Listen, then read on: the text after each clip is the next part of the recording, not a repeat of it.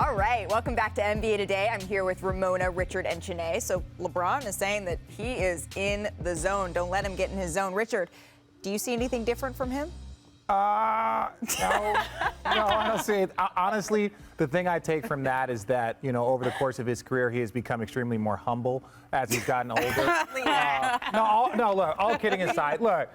Big fella's balling right now, kind of like Joel Embiid is balling. There's certain guys that are balling, but unfortunately, his groove is not leading to the wins that they have over the course of the first 16 years or 17 years, 19 years, whatever it is of his career, and that's been the biggest issue for the Lakers. Well, you said be humble.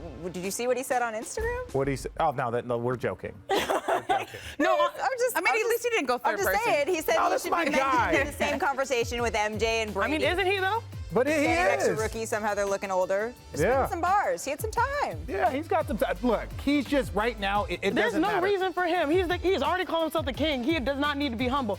I think write he's a rap out of control. For you, I'm gonna write a rap. Oh yeah, I got bars. Don't worry about that. I think that with LeBron James, I don't mind him controlling the narrative. Yeah. Because the Lakers, they've been trying to find ways to win. They said, all right, you're gonna start with the ball in your hands. Actually, we're gonna start you at center, but no matter what, I'm gonna get 30. And so I think with AD back, they're still in the playoff position. Things aren't as dire as it seems, but I don't know what you think. Well, let's switch gears then to Anthony Davis, because what is the latest, Ramona? What are the chances that we could see him tomorrow at Brooklyn? I still think it's pretty slim at this point. I mean, look, when they upgraded him to questionable before that Miami game, everybody went, whoa. Right, I went, whoa.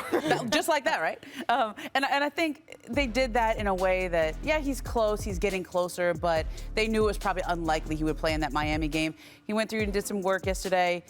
He's going to do some work again before the game. I mean, it's possible, but they're really being cautious with it. I think he comes back sometime on this trip, as Dave McMahon reported a couple weeks ago, but they can't get him back soon enough, because as somebody put it in the Laker organization the other day, each one of these games that LeBron is playing is like 1.5 games because of how much work he's having to do. Well, and we should note that the video that we just showed, it is a little bit old. It was before this road trip, because when he was shooting in Miami, he wasn't wearing a brace on that knee. But Chene, is the pending return of Anthony Davis, does that just, boom, solve all the Lakers' problems? No, all of their problems can't be solved through one player. It's going to have to take a collective, effort for them to all get back on track.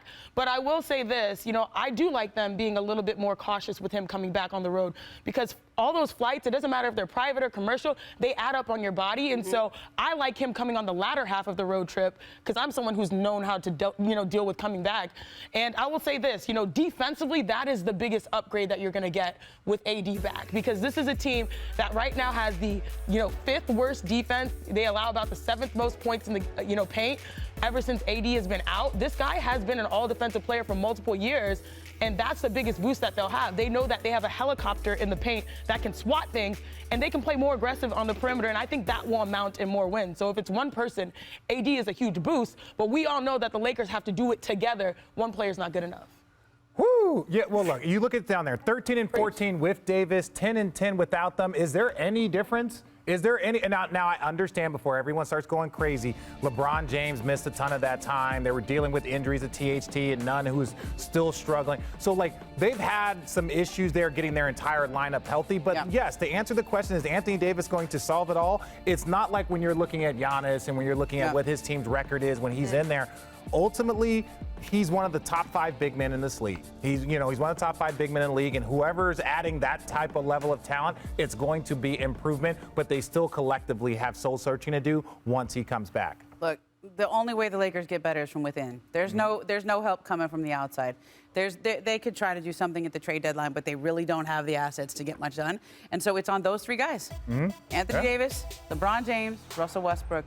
They made the deal over the summer. They said they were going to do it together. It's on them to figure it out. Right, and we haven't seen it come together for a string of multiple games thus far. I know that they are hoping that getting Anthony Davis back, if nothing else, provides some sort of morale boost, Richard. Yeah, well, they were saying, look, for the last 5 years, we've talked about Anthony Davis being a top 5 player, a top 5 talent, when he's going to lift himself to Defensive Player of the Year, MVP candidate. Well, right now, he's looking like a top 5 big man. He's not even looking like a top 5 in his position, because you're talking about Giannis. I would put above him. I would put Embiid above him, and I would put Jokic above him. So right now, he currently, all of that ability and talent, and won a championship, he right now is probably the 4th best big man in this league. early. On Perk's list, that would be DeAndre Ayton, so he would actually. I would put Anthony Davis above DeAndre, but not. The 75 greatest players of all time. Let's just I think it's also players available as well. I mean, that's also fair. Yeah. Ramona, thank you so much for joining us today. Really appreciate you stopping by.